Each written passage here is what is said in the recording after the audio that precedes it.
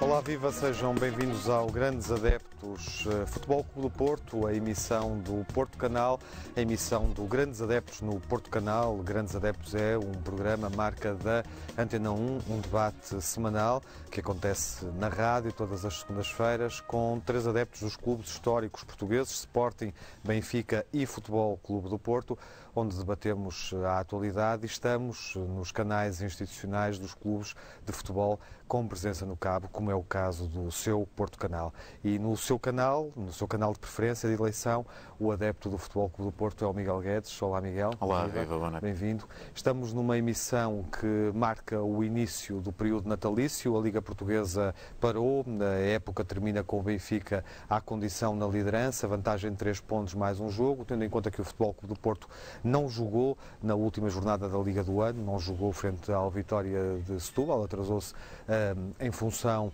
desse desafio. Começou também a terceira fase da Taça da Liga, aquela em que as equipas grandes entram na prova, já jogaram. O Porto venceu de forma clara o Nacional da Madeira, o Benfica também, as duas equipas entraram fortes e esta é a altura em que vamos olhar para o mercado de inverno, é a altura em que as equipas podem realinhar os plantéis. São, no fundo, estes temas de atualidade que vamos lançar nesta emissão e também na próxima, Miguel, porque o que pretendemos nestas duas emissões, em período natalício de Ano Novo, numa altura em que os jogos da Liga não acontecem, é aproveitar e fazer um balanço do ano. Pois, precisamente, nesta altura em que se joga uma competição que o Porto tem encarado de uma forma até algo menor, digamos assim. O Porto tem investido muito pouco na Taça da Liga, ou por outra tem investido de forma diferente, rodeando os seus jogadores. Acho que se impõe fazer um balanço. E, nesse sentido, mais do que nunca, porque não balançar ou contrabalancear em relação aos nossos principais rivais e adversários. Daí ter muito prazer em ter connosco hoje o Pedro Fonseca, um ilustre benfiquista. Olá, Pedro, viva. Boa noite. O Pedro é consultor de comunicação, é benfiquista, gera um blog com atualidade relacionada com a vida do clube e do Benfica. O formato do Grandes Adeptos no Porto Canal neste final de ano, no fundo, está parecido com o formato clássico da rádio, onde o debate acontece entre adeptos dos grandes clubes.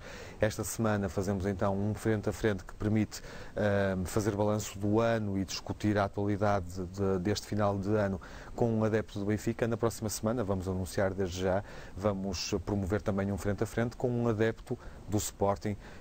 Mais à frente darei conta do convidado que estará connosco para a última emissão do ano e para fazer esta emissão Grandes Adeptos numa lógica de balanço, frente a frente, Porto-Benfica e frente a frente Porto-Sporting. Nesta emissão com Pedro Fonseca, começamos por analisar então os resultados da Taça da Liga. Benfica e Porto entraram vitoriosos. O Porto de algum modo surpreendeu, já conhecemos os argumentos, já sabemos porquê, devido à circunstância de não ter jogado a partida anterior, mas não deixa de ser uma surpresa ter alinhado na Taça da Liga com a sua primeira equipa, Miguel. Eu julgo que terá acontecido pela primeira vez. Se não me falha a memória, não tenho qualquer recordação do Porto entrar com a equipa principal, com os, digamos, titular tipo, numa jornada da Taça da Liga, fosse ela qual fosse, muito menos na primeira. Mas há condições objetivas que levam a que isso aconteça, obviamente. Não julgo com isto, Tiago, que a aposta do Porto na Taça da Liga seja maior ou menor do que nos outros anos, ou que a atitude do Porto perante a Taça da Liga seja diferente dos anos transatos. Por isso, simplesmente, dá-se o circunstancialismo de a última jornada da Liga Nacional ter sido adiada, como sabemos, no jogo com o Vitória de Setúbal, e a gestão que estaria programada por Vítor Pereira com o plantel deu-se ao contrário. Ou seja, em vez de jogar as cartadas todas com a equipa principal contra o Vitória de Setúbal, não havendo jogo, teve que dar minutos de competição à equipa principal, tendo em conta que agora vem um largo período de férias, de natalícias, de festas, até ao jogo também com a Taça da Liga com o Vitória, com o Estoril no dia 30. Portanto, daí que me parece, era adivinhável que isso viesse a acontecer, o Porto tivesse naturalmente que jogar naturalmente que jogar com a sua equipa principal na Taça da Liga, o que é uma espécie de contrafacto da realidade. A verdade é que o Porto jogou muito bem.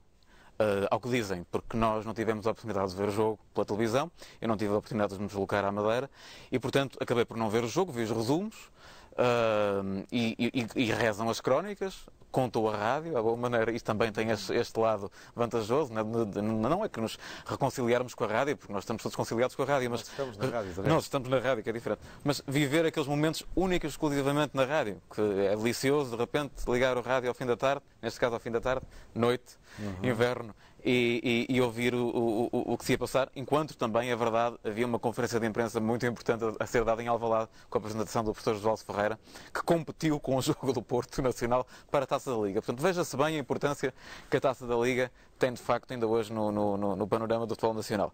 Ainda assim, o Porto terá jogado, ao que dizem e rezam as crónicas, muitíssimo bem, com um poder de fogo tremendo, com uma extraordinária exibição do guarda-redes nacional, o Gotardi. A segunda parte foi demolidora e completamente controlada depois do segundo golo. O Nacional teve espaços, ao que dizem, bons momentos na primeira parte. E registro que o Porto fez um jogo completamente ligado entre si, numa competição onde normalmente aparece, enfim, com alguns fusíveis desligados, com uma enorme rotatividade, o que dá sinal, com um Danilo em crescendo. Quem viu terá visto um Danilo fazer um jogo a 90 minutos como defesa esquerdo, lateral esquerdo, sem refletir tanto para o meio. Terá visto uma equipa complementar e são bons augúrios para o que resta, e muito resta, deste ano competitivo. Pedro, há aqui uma entrada forte do Benfica e do Futebol Clube do Porto na Taça da Liga. O Benfica está a defender o título. Jorge Jesus quebrou inclusive um enguiço, portanto uma sequência de jogos sem vencer em Olhão. Mas o Porto ganha utilizando os jogadores principais, há essa surpresa, há essa nota. O Benfica também precisa de recorrer, depois de ter entrado com uma equipa onde jogavam sobretudo suplentes, com exceção de Enzo Pérez, todos os outros jogadores não são jogadores utilizados na equipa principal, na primeira equipa. Gaeta estava lá, mas obviamente também não tem sido. Mas o Benfica precisou de recorrer aos jogadores mais regulares, mais competentes, nomeadamente Rodrigo e Lima, e Sálvio, claro, para resolver o jogo. As duas equipas dão, ao resolverem bem este jogo, isso permite gerir melhor o esforço nas duas partidas, ou seja, praticamente estão nas meias finais, bastará, enfim, com algum calculismo, um empate. As duas partidas dão aqui um sinal de que podem competir, reeditar na Taça da Liga a competição que está a acontecer neste momento na Liga. Muito boa noite. Seria muito bom que isso acontecesse. Aliás, eu só queria aproveitar para cumprimentar o Miguel Guedes. É um prazer estar aqui com ele. E também para agradecer o convite do Porto Canal. Pronto, é um regresso a casa. É um regresso a casa onde eu fui comentador durante 2 anos e, portanto, é sempre bom este regresso e é muito agradável.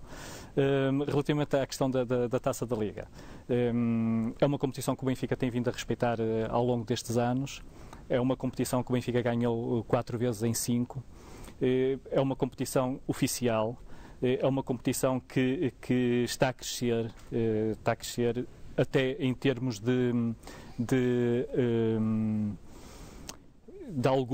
alguma apetência dos adeptos para ir ver os jogos da Taça da Liga. Não é normal que num jogo, enfim, numa competição que não é das primeiras competições nacionais, ontem em Olhão estivessem milhares de pessoas. Enfim, o estádio do Olhanense não é muito grande, mas estava praticamente cheio, e isso é bom para o espetáculo, foi bom para a própria transmissão televisiva.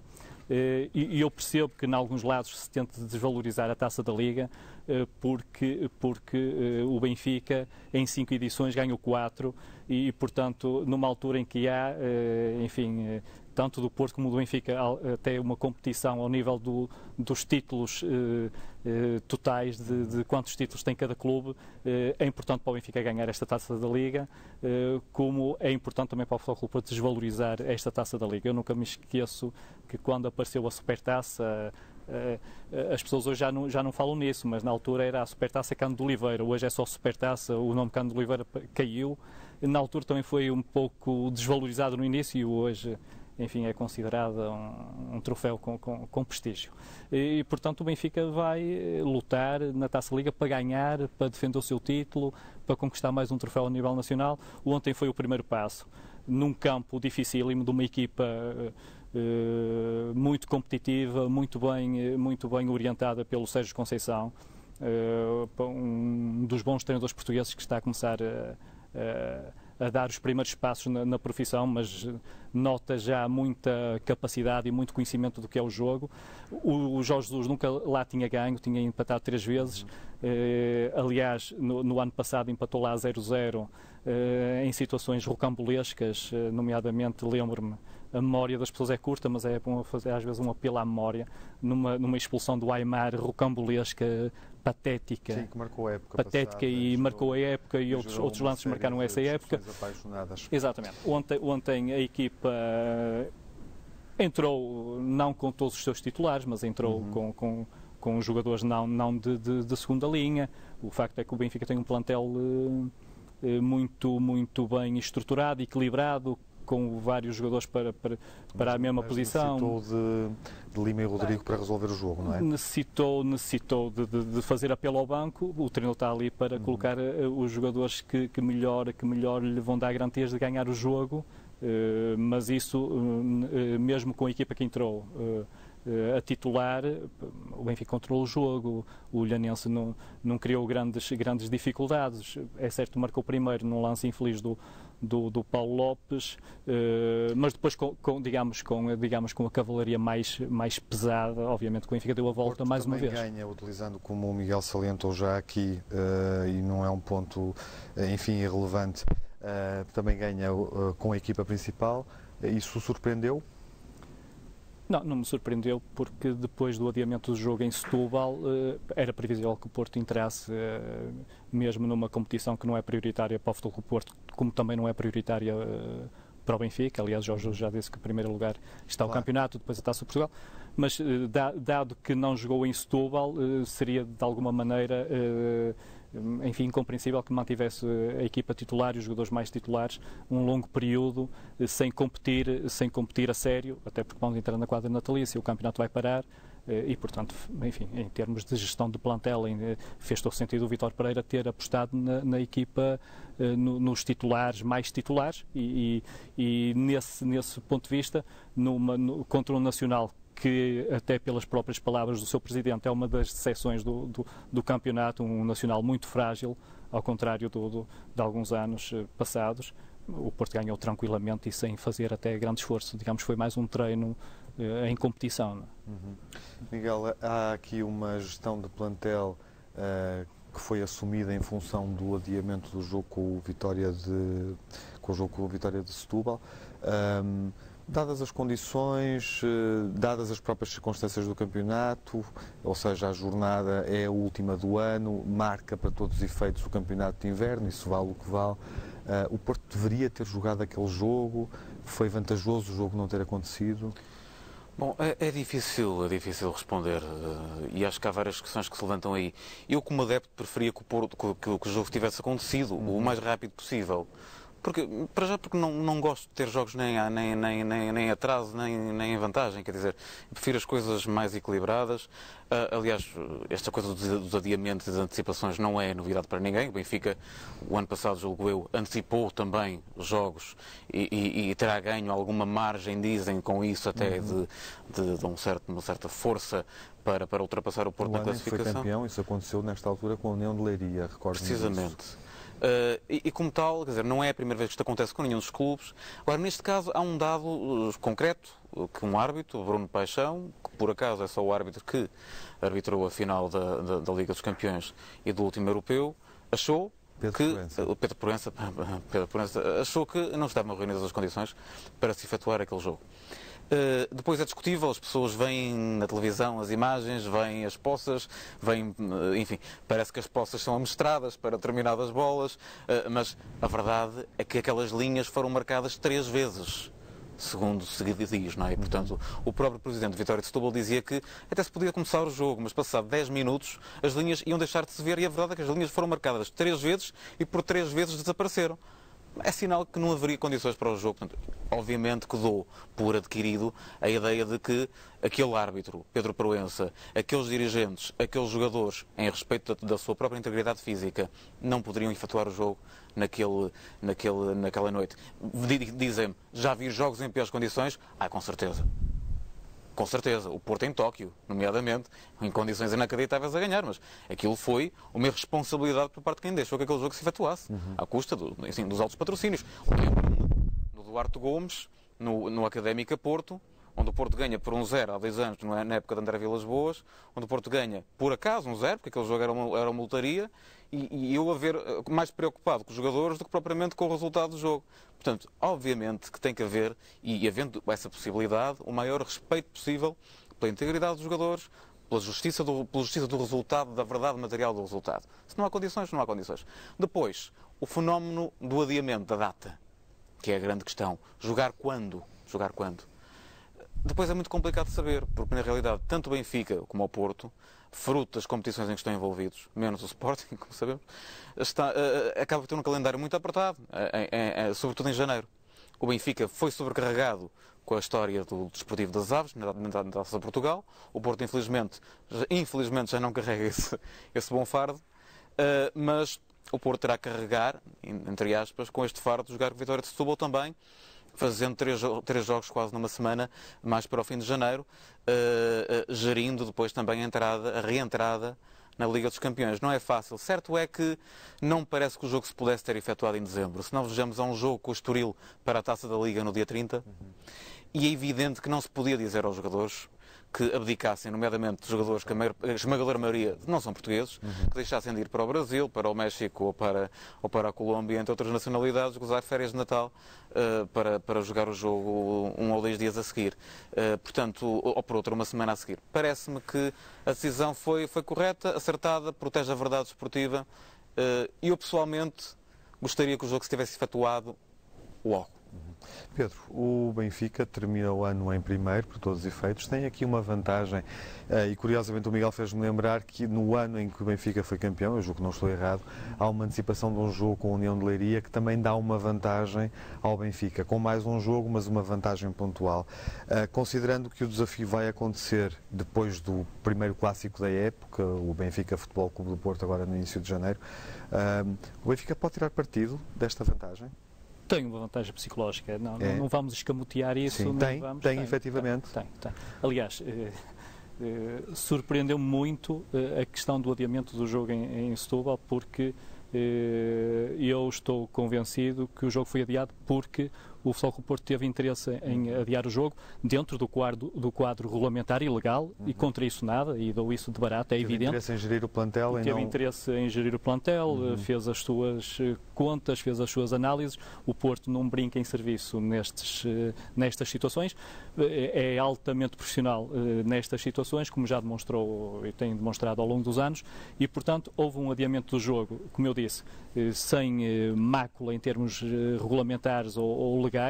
A decisão até está salvaguardada por isto, foi tomada por um árbitro que é um dos melhores árbitros europeus, foi escolhido para a final da Liga dos Campeões e do Europeu, e portanto acho que está tudo bem sustentado e bem fundamentado, sem problema. E neste enquadramento o Benfica tem então uma vantagem? E neste enquadramento o Benfica tem uma vantagem psicológica, e por isso é que eu estava a dizer, fiquei algo surpreendido por o jogo ter sido adiado, porque como o Miguel disse, houve jogos que já foram disputados em situações bem piores, e portanto obedeceu claramente a interesses do Futebol Clube Porto, que digamos, na balança dos prós e contras, achou que havia mais prós que contras em adiar aquele jogo. É certo que até o Benfica Futebol Clube Porto há ainda um jogo que o Benfica tem que disputar perto ao Estoril, é um campo complicadíssimo e difícil, mas enfim, dando por adquirido que o Benfica conseguirá os 3 pontos com maior ou menor dificuldade, e entra na Luz contra o Futebol Clube Porto, enfim, com 3 pontos poderá entrar à maior. Claro. Poderá entrar à maior. Eu acho que é uma vantagem psicológica. como achava que seria ao contrário se o Porto estivesse nessa situação. Muito sinceramente, não concordo com o Pedro, mas fico contente que o Pedro e os benfiquistas pensem isso. Porque entrar com uma vantagem psicológica, pronto, enfim, por um jogo, tendo um jogo a mais, entrar com mais pontos, com os mesmos jogos, eu julgo que é uma vantagem psicológica e factual, diga-se.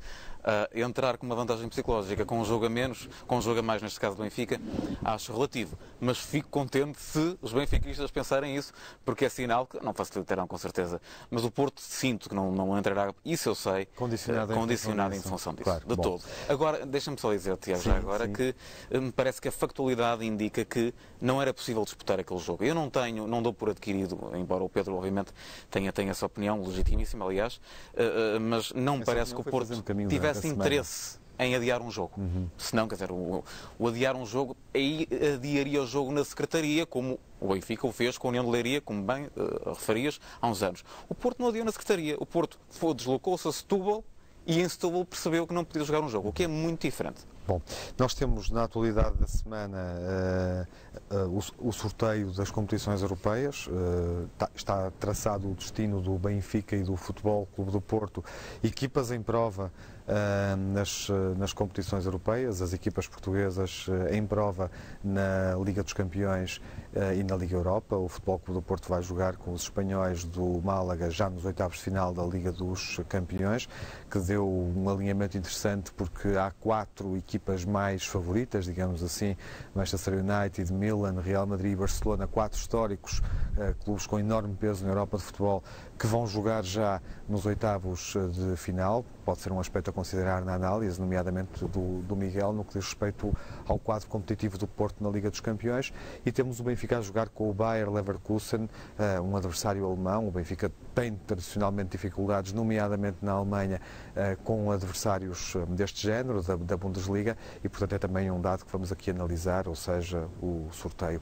Miguel, este sorteio é feliz para o Futebol Clube do Porto? O Málaga é, para todos os efeitos, a equipa surpresa da prova. Tem um jogador emergente, que é o Isco, tem portugueses, Duda e Eliseu, tem Saviola, enfim, menos influente. Vai ser bom. Já marcou posição nos Jogos Europeus que o Málaga realizou. Enfim, é uma equipa que também veio buscar alguns recursos menos utilizados na Liga Portuguesa, o caso do Oniuel, do Sporting. É verdade. É um adversário interessante e este quadro que se desenhou nos oitavos de final da Liga dos Campeões é bom para o Porto? É um adversário interessantíssimo, até pelo que acabas de dizer, ou seja, a conjugação de todos esses fatores, de Portugalidade, de jogadores que cá estiveram a jogar, jogadores que nós conhecemos. Por outro lado, o facto de ser um outsider... Bom, vamos ver, quando me perguntaram à saída, quando o Porto acabou de sair da fase de grupos para a antecâmara dos oitavos de final, perguntaram-me qual é o adversário. Eu disse Málaga. Não vou dizer outra coisa. Eu queria o Málaga. Agora, é evidente que depois, se correr mal, toda a gente dirá, pois é o presente envenenado do Málaga, os facilitismos, um clube fácil, ou teoricamente mais fácil, e pronto, e toda a teoria vai por água abaixo, e nós metemos a viola num saco, não é? E vamos embora para casa. E eu prefiro o Málaga. Prefiro o Málaga porque quando eu olho para o alinhamento e vejo jogos extraordinários como Milão-Barcelona, Real Madrid-Manchester United, Arsenal-Bayern, isto quer dizer que Deus, na sua sabedoria, resolveu alinhar os 6 principais candidatos, diria eu, juntos. E num mata-mata, como diria o outro senhor de má memória, todos juntos. E, portanto, de repente, dá-se aqui uma conjugação interessantíssima. É que se o Porto passar o Málaga, e obviamente que está longe de ser favas contadas, e será muito bom voltar a ver Saviola, e digo isto sem qualquer tipo de ironia. É um jogador que me encheguei às medidas e espero voltar a vê-lo, pelo menos, num dos jogos.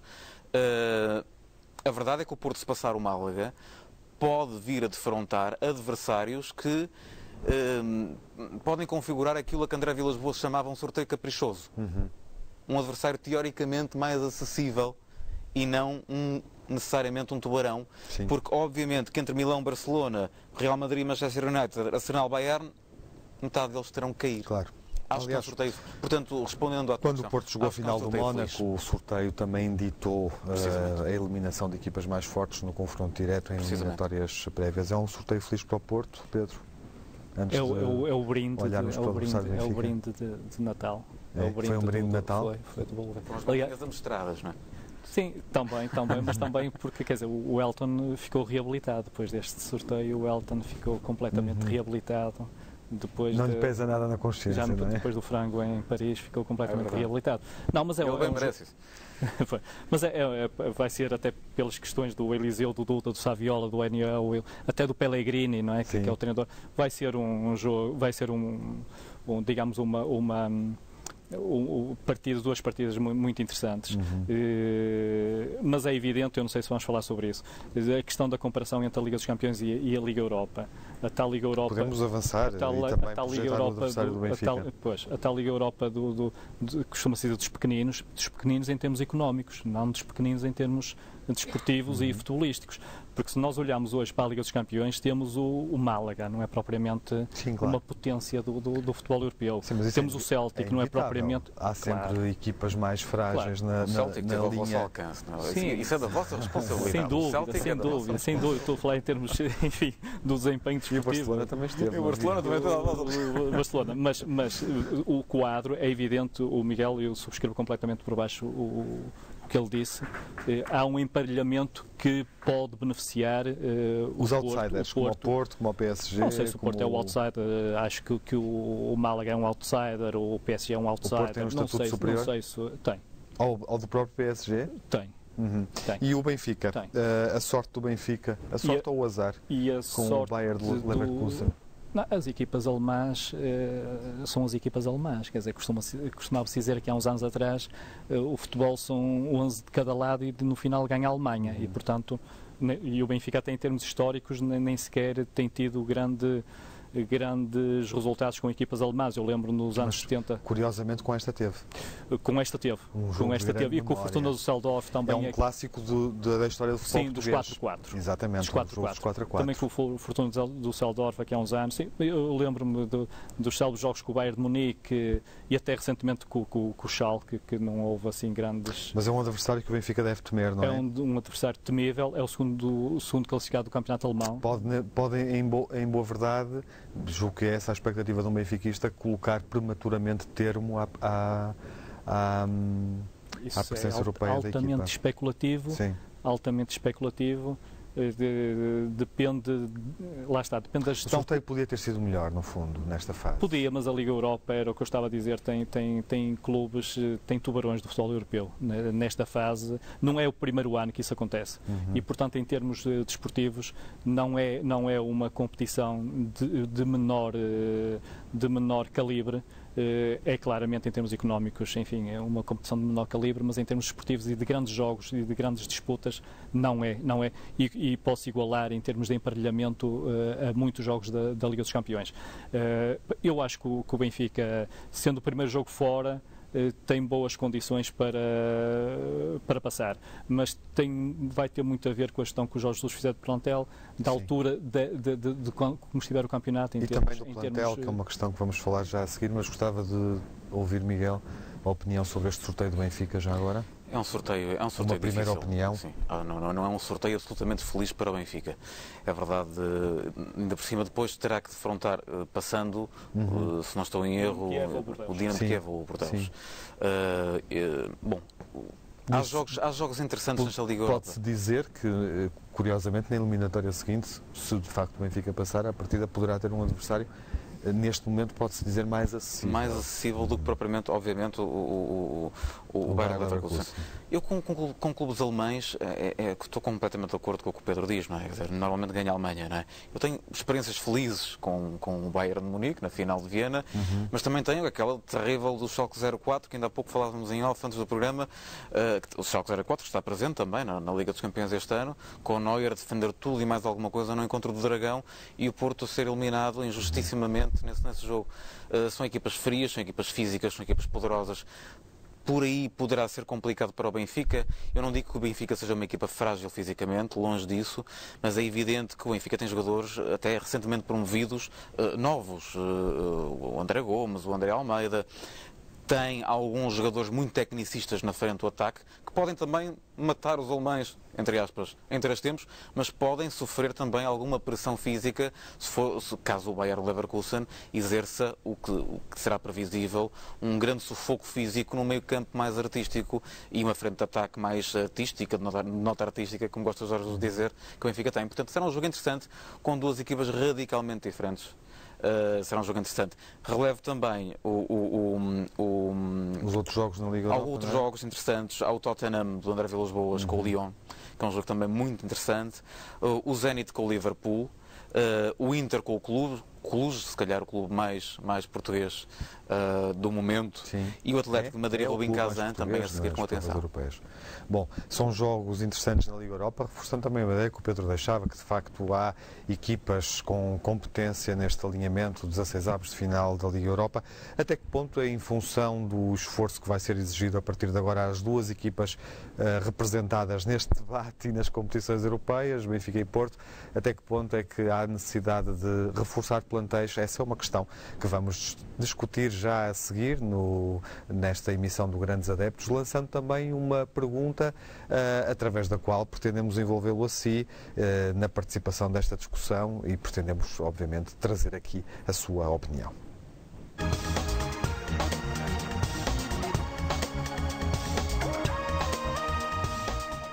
Esta é a emissão Grandes Adeptos, o programa semanal da rádio da Antena 1 no Porto Canal, emissão Grandes Adeptos Futebol Clube do Porto. Vamos antecipar o mercado e as necessidades de Benfica e Futebol Clube do Porto. Miguel, há necessidade de reforçar agora, neste mercado, nesta altura de mercado?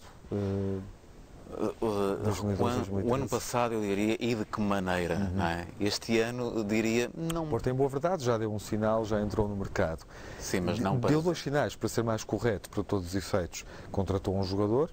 Aí deu um contrato mesmo. Pronto, exatamente. Aí deu um sinal claro, embora seja um jogador que só vai entrar em competição a partir de junho. No próximo ano.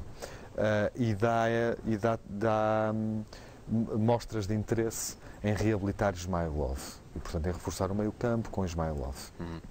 Bom, em termos de necessidades específicas que eu, enquanto adepto, vislumbre, vejo uma na frente do ataque. Parece-me clara, desde o início da época.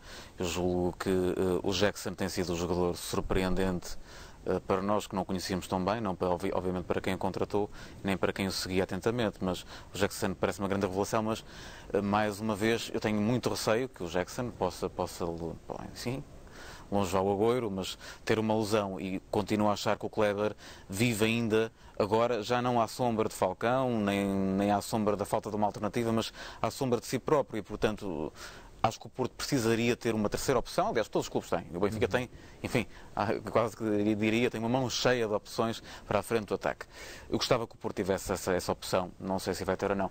Não vejo mais nenhum lugar propriamente desprotegido no plantel. Porquê?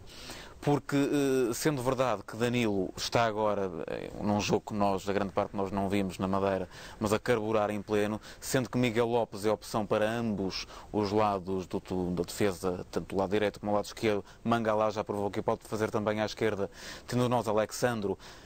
Bom, parece-me que, tendo nós centrais claros e solidificados, com a entrada e a presença do Abdoulaye, que entrou como peixe na água, a questão que depois se pode pôr é no meio-campo. E depois temos a questão do meio-campo. Bom, meio-campo, Fernando Castro, Defur, já fez lugar, Moutinho é um jogador amovível. Eu julgo que ele faz mais falta à frente, não como Trinco, né? Mas a verdade é que não há um substituto para Fernando, mas encontrar um substituto para Fernando também não é uma coisa que seja propriamente pouco dispendiosa e fácil de encontrar. Portanto, eu julgo que o Porto está bem servido também aí. Fala-se no regresso de Quaresma. Eu gostava de ver o Quaresma regressar. É um jogador afetuoso, quer dizer, eu acho que com o ponta de lança que nós temos, o Quaresma era um jogador interessante. Não me parece que tenha futuro essa possibilidade. O Ismailov é uma boa opção? O Ismailov é uma enorme equação. Porque o Ismailov, Tiago, é, a meu ver, o melhor jogador do Sporting. Ou era, com Matias Fernandes, o melhor jogador do Sporting. Neste momento não é. Neste momento não é, portanto é Ismailov, só que é preciso aquilatar da verdadeira capacidade física e psicológica de Ismailov. O Sporting tem dúvidas. o Ismailov já passou por diversos departamentos médicos do Sporting, não passou por um, por diversos. E sempre se foi constatando que o Ismailov padecia com outros departamentos médicos dos mesmos males, problemas físicos e psicológicos. Agora começam-se a falar mais dos problemas psicológicos. Eu acredito que no Porto ele terá reabilitação psicológica garantida, o que eu não sei como é que ela está fisicamente. Portanto, agora, é evidente que é um jogador que interessa a qualquer equipa portuguesa, estando bem. Estando bem, qualquer adepto gostaria de o ter na equipa. Pedro, não imagino que seja essa a expectativa, mas o Benfica precisa de se reforçar ou não. A questão é pertinente, tendo até em conta o discurso recente de Luís Filipe Vieira e de Jorge Jesus no sentido da equipa promover valores da formação e, portanto, tentar fazer aqui alguma contenção. Tem sido esse o discurso e acho que qual é a expectativa de um adepto? Considerando que, de um para todos os efeitos, Witsel e Ravi Garcia continuam a ser jogadores que, imagino, deixam saudades, não é? Sim, a expectativa de um adepto é ganhar sempre e seja de preferência com portugueses, é o que está a acontecer no Benfica, com cada vez mais portugueses. Aliás, a equipa que entrou em Olhão tinha 4 portugueses. Tinha 4, exatamente, considerando Paulo Lopes, Luizinho e os 2 Andrés. Exatamente, o que é uma raridade mesmo em termos dos plantéis das grandes equipas portuguesas. Eu acho que o Benfica precisa se reforçar para 1, 2 posições específicas. E que são? O meio-campo e lateral direito.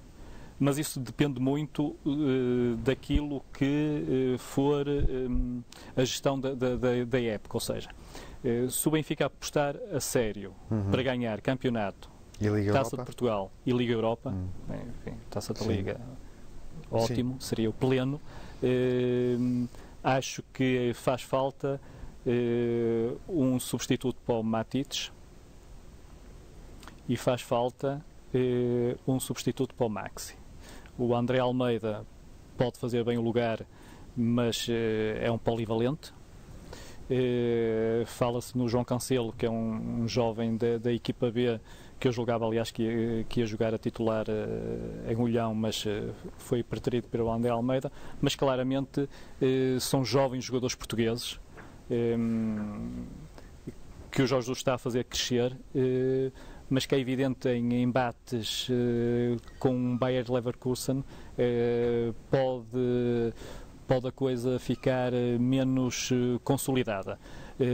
Sendo certo que o Benfica vai estar em muitas frentes, desde logo o campeonato, e eu quero saber como é que o Benfica chega... Portanto, precisaria de um plantel mais equilibrado e se calhar mais experiente o plantel é equilibrado e tem muitas soluções. É evidente que a alienação do Witsel e do Ravi, que à primeira vista parecia que ia fazer, enfim, rombos substanciais em termos de performance desportiva, acabou por não acontecer. É certo que houve a Liga dos Campeões enfim, mas tem uma história muito específica, enfim, não vale a pena estarmos agora a analisá-la.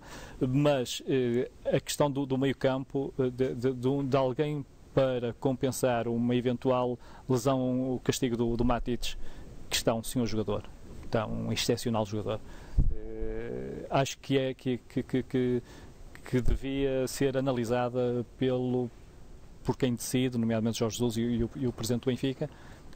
Os nomes que eu tenho visto na comunicação social não vão nesse sentido. O Centurião que vi hoje na comunicação social não é propriamente um trinco, enfim, é mais um ala, é algo surpreendente. Sim, mas não é um jogador que está agora também, tal como o Rei, acho que o Porto acabou por sim, mas estas 2 situações específicas, até porque o Maxi não está propriamente na plenitude do seu desempenho. São posições que o Benfica devia reforçar. Miguel, o Benfica precisa mais de reforçar em função das frentes em que está envolvido do que o Porto, para concluirmos este capítulo? Julgo que sim, porque parece-me que o Benfica tem menos segundas linhas para todas as posições, tendo muitas vezes para algumas das posições 3 ou 4 fantásticas opções. Portanto, nesse sentido parece mais desequilibrado.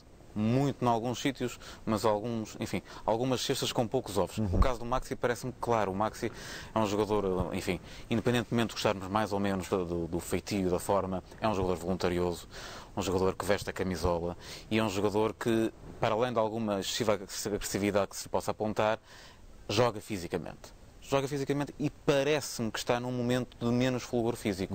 Ora, o Benfica, se juntando a isso o André Almeida, o André Gomes, jogadores mais jovens, obviamente menos rotinados, nos grandes encontros europeus, e se o Benfica, como dizia o Pedro, quer fazer carreira na Liga Europa, aí forçosamente terá, apesar do crescimento enorme do Matic, apesar de já não se falar da questão do defesa esquerdo, que nem o Pedro fala, no Melgarejo já, enfim, parece um dado adquirido como defesa esquerda, é muito curioso, e é uma vantagem que Jesus, e é claramente um trunfo de Jesus. A verdade é que aquele miolo, aquele meio campo, ainda muitas vezes a ser jogado com alas, com Enzo Pérez, com Sálvio, Carlos Martins, sempre num limiar da ruptura física, é algo que o Benfica deverá pensar caso queira, como eu penso que quer, prosseguir em todas as frentes. Considerando esta questão dos reforços, e vamos mantê-la também aberta para a próxima emissão, deixamos uma pergunta aos nossos espectadores. Qual é a pergunta, Miguel? A pergunta, neste caso, na ótica portista, é se o Porto se o plantel do Futebol do Porto, da equipa profissional de futebol, se deve reforçar agora em dezembro, janeiro, e se sim, em que posição? Bom, a pergunta está feita, queremos a sua opinião, envie-nos as mensagens, a melhor ou as melhores. Traremos a melhor ou as melhores na próxima emissão e prolongaremos esta reflexão. Em que posição é que o Porto se deve reforçar? Se se deve reforçar, as mensagens podem ser enviadas para grandesadeptos@portocanal.pt. Nos minutos finais desta emissão, é oportuno, porque estamos praticamente a terminar o ano, entramos aqui numa fase, obviamente, de balanços, desilusões e surpresas da prova até agora. Bom, a desilusão é o Sporting, temos que não vale a pena estar a bater não é morto nem moribundo, é o Sporting, é o que o Sporting que é. Eu tenho acho que o Sporting faz falta a estes debates, à parte cimeira da tabela. Não sou daqueles que acham que menos um competidor faz bem, apesar do Braga estar a crescer, não. Para a semana vamos poder refletir sobre isso, o Sporting enquanto desilusão de 2012, Miguel? Precisamente. Vamos poder refletir sobre isso com o convidado. Com um convidado certamente com muita opinião sobre isso. É uma desilusão? É grande desilusão. É tão grande que já não há espaço para outra? Sim, pode-se chamar uma espécie de desilusão eucalipto, eu acho que sim. Mas julgo que também o Moreirense acaba por ser uma desilusão, até porque tem um jogador, o Guilasse, que me parece interessantíssimo à frente, sim. Mas não consegue depois sair daquela posição. E surpresa? Bom, a surpresa, em termos de jogadores, parece-me o Jackson Martínez, que seria, apesar de quem segue, é sempre inacreditável ver como ao Porto, e neste caso consegue um jogador daqueles que fiável desde o primeiro minuto, desde o primeiro jogo, inclusivamente, para a taça de Porto, para a Supertaça Cândido de Oliveira este ano. E em termos de clubes? Em termos de clubes, a surpresa acabam por ser o Rio Ave e o Paço de Ferreira. Curiosamente, que ontem tiveram um embate. Sim. Que ontem, não, na terça-feira. Na quarta-feira tiveram um embate na Taça da Liga. Tiveram vários, agora um recebe na quarta-feira na Taça da Liga. Com o Paço de Ferreira a ganhar vantagem nos dois, quer na Liga, quer na Taça da Liga. É verdade. Portanto, o Paulo Fonseca a fazer também um belo trabalho. Paulo Fonseca? Paulo Fonseca. É um nome importante, está dito, e eu vou já reforçar porquê, porque o Paulo Fonseca é, para os grandes adeptos da rádio da Antena 1, uma figura desta primeira fase da Liga Portuguesa. Treinador de 39 anos, estreante na Liga Portuguesa, afirmou o Paços de Ferreira em todas as competições até agora. O Paços de Ferreira joga Taça da Liga, Taça de Portugal e joga também na Liga em quarto neste momento. Essa posição foi assegurada na jornada anterior em confronto direto com o Rio Ave, que era quarto classificado. Portanto, o Paulo Fonseca está no melhor momento da época e vai estar connosco no Grandes Adeptos da próxima semana na rádio, na Antena 1, para fazer um balanço desta temporada e olhar, vamos ter a perspectiva do Paulo Fonseca sobre a Liga Portuguesa. Pedro, desilusões e surpresas desta temporada? Desilusão, obviamente. A surpresa é o Paços de Ferreira? E o Rio Ave. O Paços de Ferreira muito bem comandado pelo Paulo Fonseca, aliás, que veio de um clube perto de casa, do Desportivo das Aves, um jovem treinador português.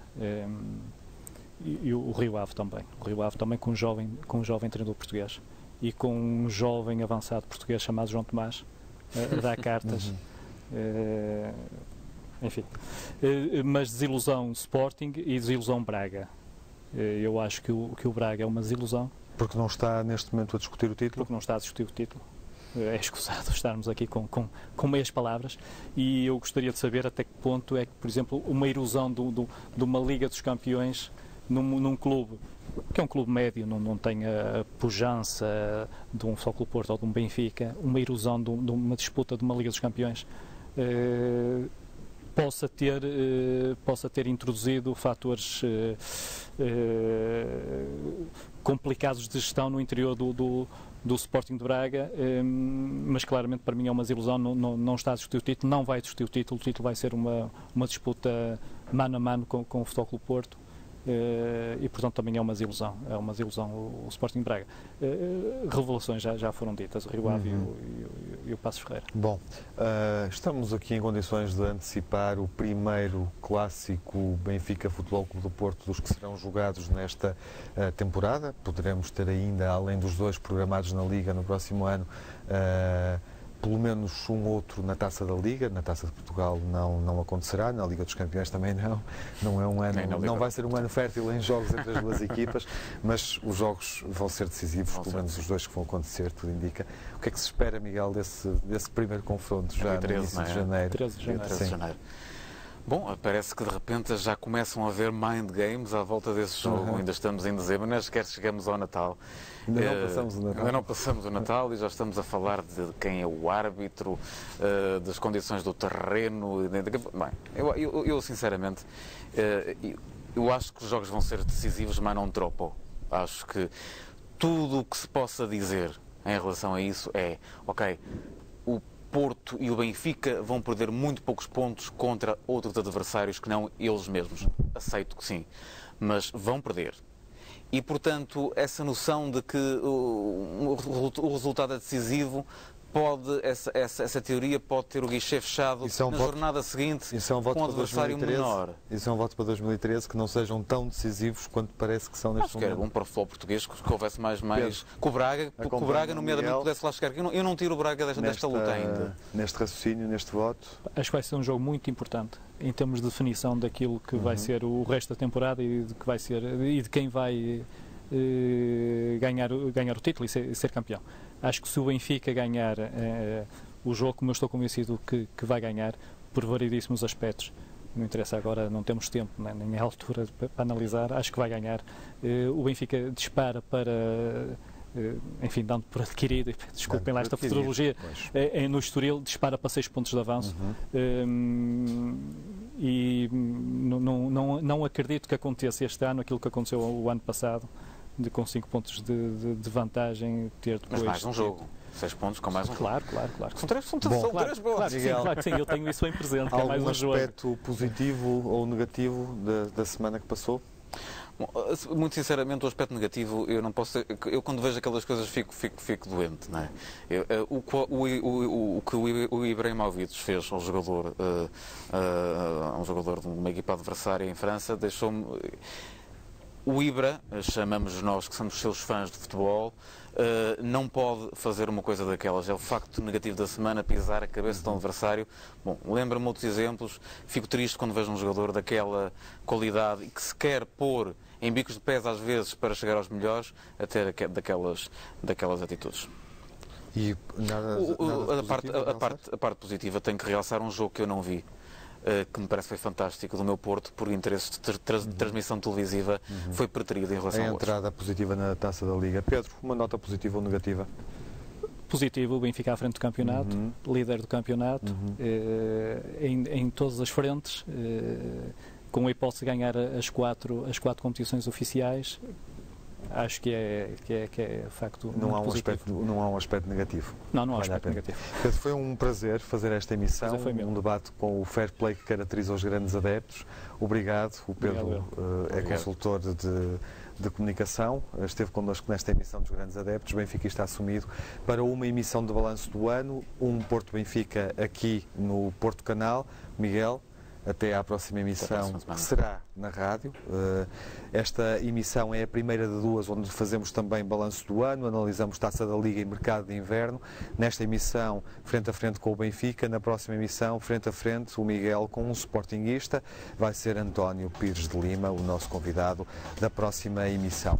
Vemo-nos aqui no Porto Canal na última emissão do ano com António Pires de Lima na próxima semana, mas ouvimos-nos antes disso na rádio. Emissão clássica do Grandes Adeptos, Miguel Guedes, Telmo Correia, Jaime Mourão Ferreira, não na próxima segunda-feira, mas na próxima quarta-feira, às 7 da tarde, com o treinador do Passos de Ferreira como convidado e como protagonista da primeira volta para fazer um balanço do ano. Ouça-nos na rádio, siga-nos no Porto Canal com o Miguel Guedes, somos os Grandes Adeptos. Bom fim de semana, bom Natal, até às próximas emissões.